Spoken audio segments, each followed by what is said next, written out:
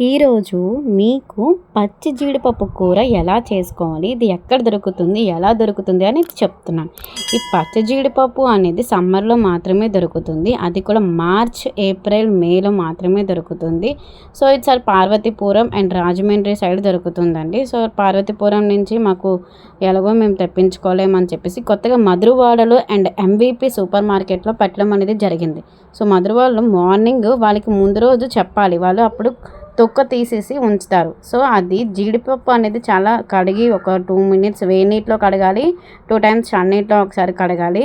ఇది లేత జీడిపప్పు వేపుకొని తింటే చాలా బాగుంటుంది. ముద్దపప్పు అనేది కూర చేసుకుంటాం. మేము టమాటో ఆనియన్స్ గ్రేవీ చేసుకొని జస్ట్ కర్రీలా చేసుకుంటే తినడానికైతే చాలా బాగుంటుంది. వెజిటేరియన్స్కి అయితే చాలా చాలా బాగుంటుంది.